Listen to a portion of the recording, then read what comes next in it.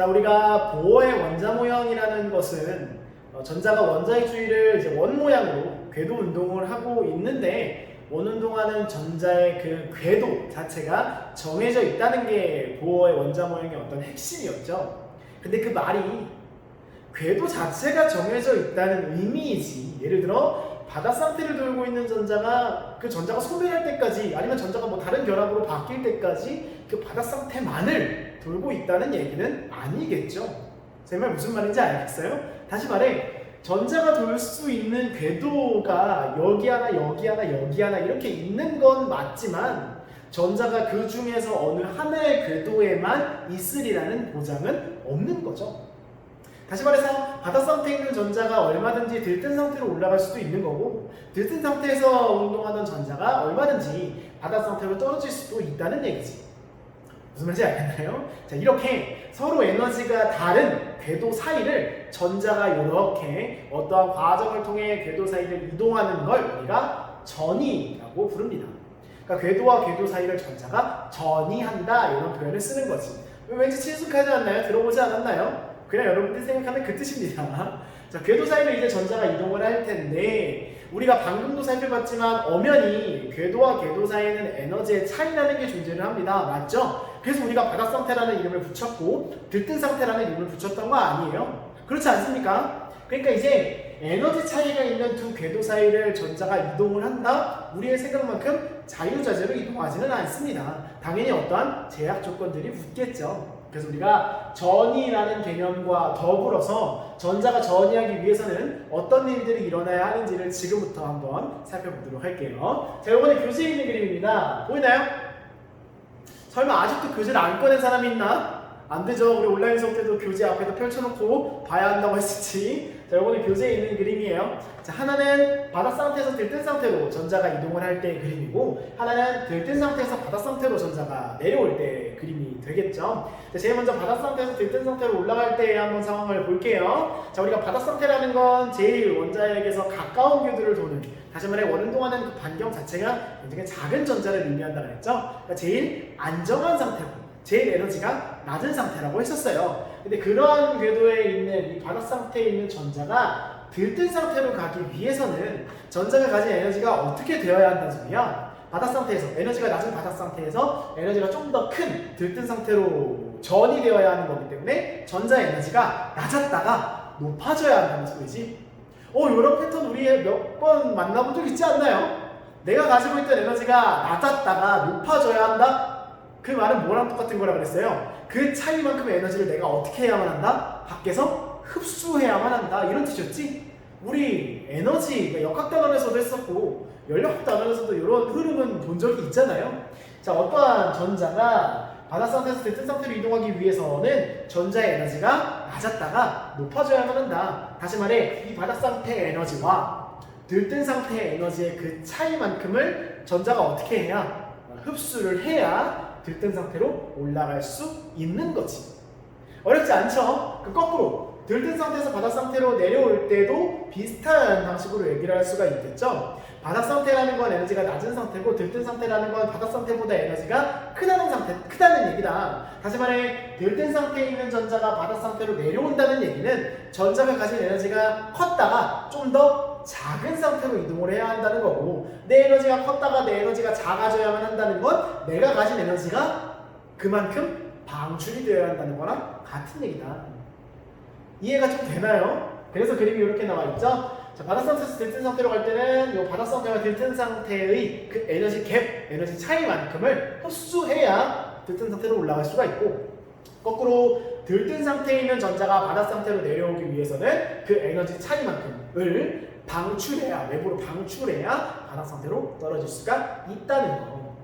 자, 에너지를 흡수하고 방출한다는 것까지는 알겠지만 우리가 이 사이에서 어떠한 에너지를 흡수하고 어떠한 에너지를 방출하는 것까지는 모르죠. 왜냐면 우리가 에너지라는 건 배워서 여러분들이 알겠지만 에너지라는 건 어느 하나의 개념으로 퉁칠 수 있는 게 아니잖아요. 이 세상에는 정말 수십 개, 수백 개의 에너지 종류가 있고, 그냥 에너지를 방출한다 라고 해서 그 중에 어떤 에너지 형태로 이게 방출되는지는 우리는 아직 모르잖아요. 그래서 이거를 우리가 관측하고 실험을 한 결과 이 에너지 형태는 어떤 에너지가 되냐면 우리가 빛이라는 에너지로 생각할 수가 있어요. 근데 우리가 이제 선생님이 이제 상대성 이론할 때 잠깐 얘기한 적이 있었는데 빛이라는 걸 파동으로도 생각했던 적이 있었고 파동 외에 다른 무언가로도 생각했던 적이 있었다고 살짝 얘기한 적이 있었죠. 기억이 나면 좋고 안 나면 말고 이제 파동 말고 빛을 또 다른 관점으로 바라보는 게 이제 빛을 어떤 알갱이라고 하는 입자로 바라보는 입자설이라는 거예요. 그러니까 쉽게 말해서 우리가 지금 선생님이 지금 형광등을 켜놓고 지금 수업 영상을 찍고 있잖아요. 형광등에서 나오는 이 빛이 선생님을 감싸고 있죠. 이 빛이 파동의 형태로 이렇게 전달되어 오는 게 아니라 형광등에서 빛이 어떤 알갱이 형태로 이렇게 팍 퍼져 나오고 있는 거야. 그래서 선생님은 그 빛의 알갱이를 이렇게 팍 휘가 맞으면서 이렇게 맞고 있는 거고. 무슨 상황인지 알겠나요? 이제 그걸 주장했던 가장 대표적인 사람 중에 한 명이 아인슈타인입니다. 그래서 이제 아인슈타인은 이 빛의 알갱이를 어떤 빛의 입자, 한자로는 빛의 입자라서 광자라고도 부르고요. 영어로는 포톤이라는 걸로 부르게 돼요. 그래서 이제 아인슈타인이 요 전자가 궤도 사이를 전이하면서 흡수하고 방출하는 에너지를 이 빛 R의 형태, 빛 에너지, 광자의 형태로 이제 흡수하고 방출한다.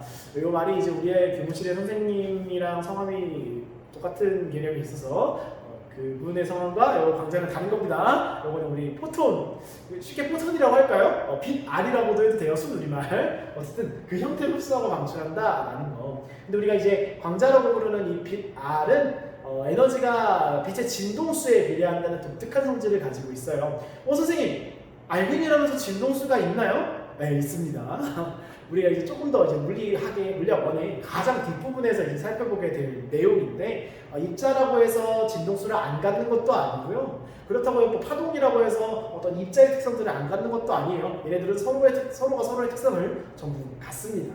뭐 그거는 나중에 우리 제일 마지막 시간에 얘기를 하도록 하고 그때까지 온라인을 할지는 모르겠지만 어쨌든 그때 다뤄보도록 하고요. 우리는 지금 알아야 할 것은 우리가 요 사이에서 방출되는 어떤 빛 R, 광자의 에너지의 형태가 이런 식으로 진동수와 관련된 양으로 표현이 된다는 걸 알고 있으면 될 거예요.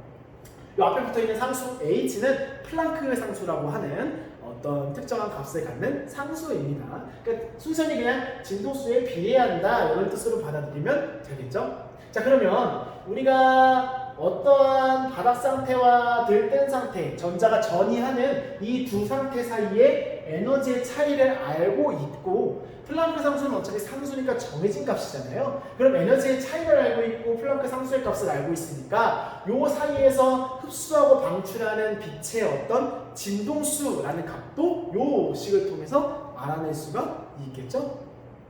무슨 말인지 알겠나요?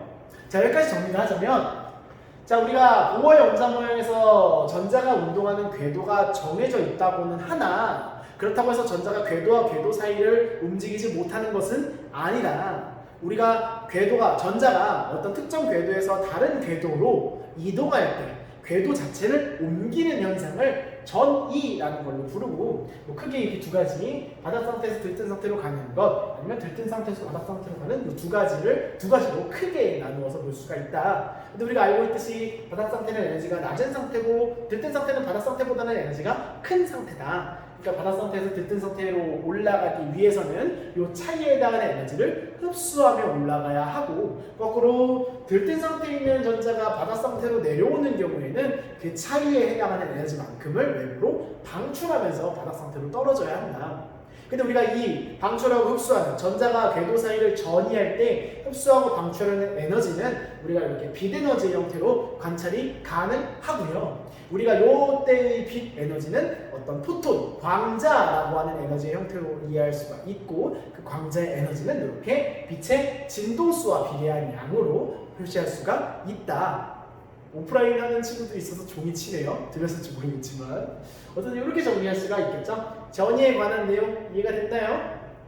뭐 우리가 선생님이 이해를 돕기 위해서 쉽게 이렇게 바닥 상태와 들뜬 상태의 크게 두 가지 예만 소개를 했지만 실제로는 뭐 들뜬 상태 사이에서도 전이는 일어날 수가 있죠. 근데 이제 대표적으로 바닥 상태가 좀 이해하기 편하니까 이렇게 두 개의 사례를 교과서에 그림을 빗대어서 설명을 한번 해봤어요.